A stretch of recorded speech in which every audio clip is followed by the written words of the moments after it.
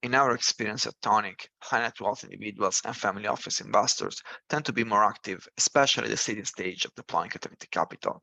As a matter of fact, they can often take more risks than institutional investors, and their due diligence process is more nimble, which allows them to have lower transaction costs and justifying smaller size investments that have the greatest potential impact at the seeding stage. To maximize this unique ability of high net wealth individual and family office investors, in this lesson number 4, we will try to address some of the major challenges of the seeding stage of catalytic capital. Some of the common challenges that investors face in the seeding stage consist of determining strategic objectives for the use of catalytic capital, approaching underwriting due diligence effectively and efficiently for all parties, supporting the capital raising process towards a successful and timely conclusion, and designing an efficient structure and enhancing terms and negotiations.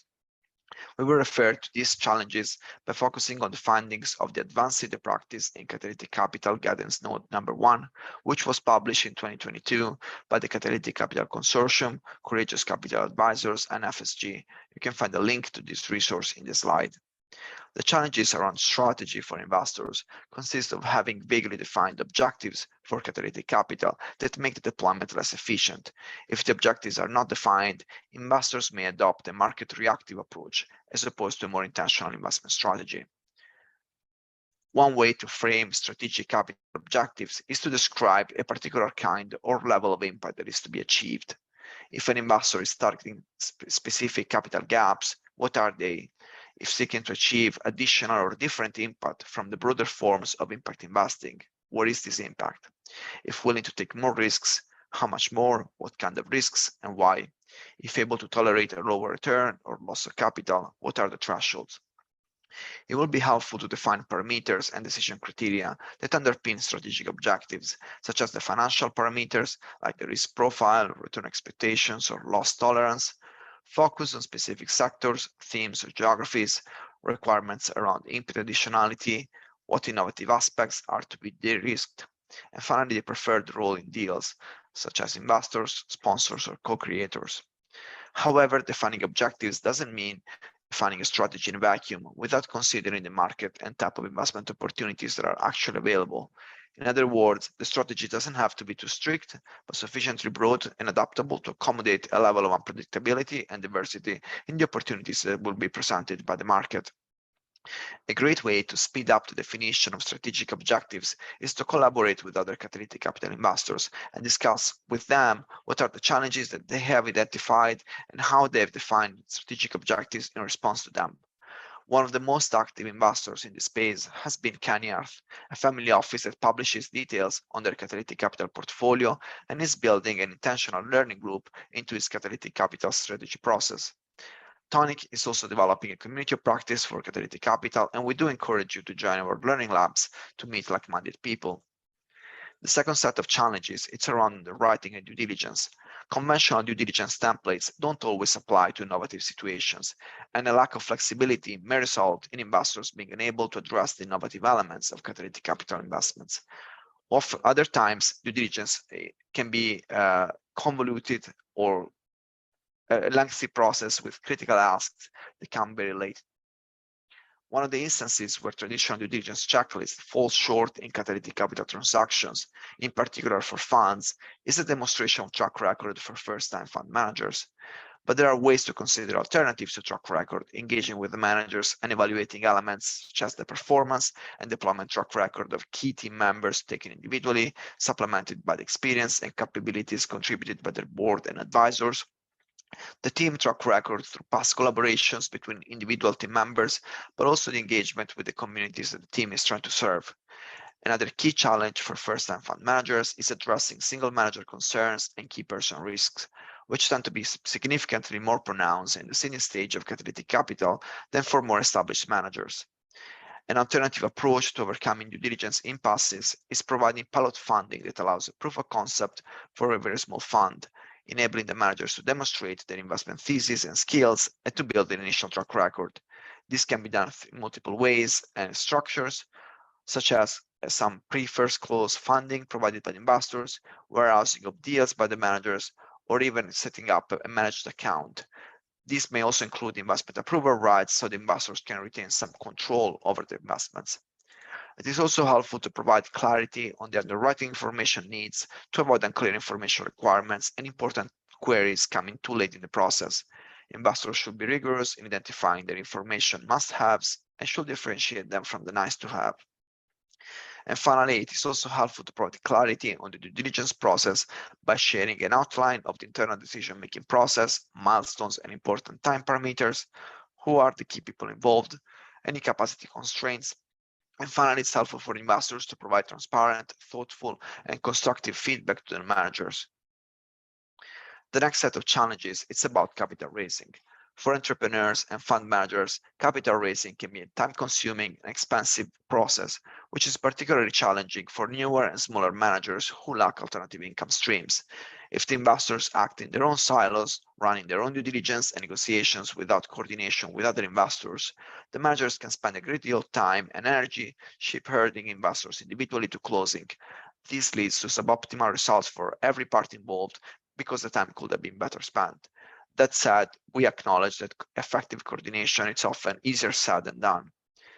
An initial step is for every investor to provide clarity on the catalytic capital abilities regarding terms, timing, and quantum.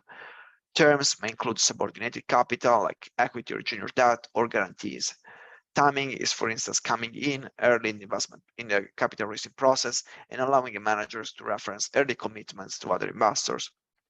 And quantum consists of providing substantial amounts that can help the managers reach certain thresholds or even a first closing of the fund and then to attract further investors. Investors can also undertake catalytic capital activities to help the investee in addition to providing capital. These activities include lending one's reputation by allowing the managers to use the investor name to attract other potential investors, reaching out to prospective co-investors in somebody's network, sharing due diligence materials with other investors, assessment and analysis, provide feedback to the manager to improve their investment proposition, and if it is an option, investors can also consider providing grant funding to cover pre-closing costs. And finally, providing clarity on the leading and following roles. Investors should consider what role they want to play, if they want to be a leader or a follower, and if they're not leading, it's helpful to channel efforts toward the appointment of deal leaders early on in the capital raising process. It's also helpful to engage with potential co-investors at the beginning of the capital raising process to find common ground and workable solutions around the investor table to drive towards an efficient closing of the transaction. The final set of challenges is around structure and terms. One of the key catalytic capital features is flexibility around investment terms. However, the negotiations, particularly for blended finance transactions with different capital layers and risk-return profiles, can be painful and long, because with greater flexibility in terms and risk-return expectations comes also greater ambiguity. For these reasons, it's helpful for investors to communicate their risk-return appetite and if they want to be a risk-mitigant giver or taker in the context of any given blended capital deal. In other words, would investors like for their investments to be secured by somebody else's capital first, or for them to secure other people's investments to attract more capital? This is not a judgment call. Everybody plays a fundamental role, but it's important to communicate what role investors want to play. It's also important to identify efficient capital structures and ratios for the first loss capital tranche. Catalytic capital is relatively scarce, which means that there is a real need to optimize its use. To engage in efficient sizing or engaging in efficient sizing calculations of the first loss portion or risk mitigating capital, the manager and the investors need to first understand the drivers and demand for such capital, and they can do so by quantifying the risks which are embedded in an investment opportunity, then translating these risks into capital ratios and identifying the minimal amount of capital which is needed to get the deal over the finishing line, and finally engaging with investors that require that risk mitigation capital. For senior investors, it may also be helpful to consider investing even a small part of their investments into the junior tranche so that they can align their interest with the junior capital provider interest. It's also important to reduce the use of catalytic capital over time by setting a pathway towards reduction and certain milestones. To this extent, it's important to clarify whether the nature of the catalytic capital gap is temporary, typically due to a lack of track record, experience, or available data, or is it structural, which means it originates from end user economics driven by factors such as affordability, hard to reach geographies, and so on. This distinction is very important because structural gaps take much more time to be overcome. It's also helpful to identify transition pathways and milestones, what is to be expected, over what time frame, and what might be good indicators of progress towards this goal that can enable the reduction of the risk mitigating capital.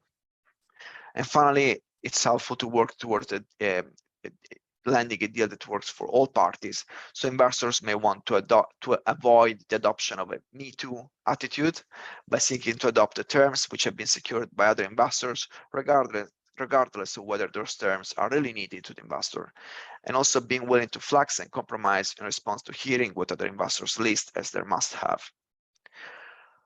Let me conclude these sessions by saying that we have just discussed a number of challenges that investors face, primarily the seeding stage of deploying catalytic capital.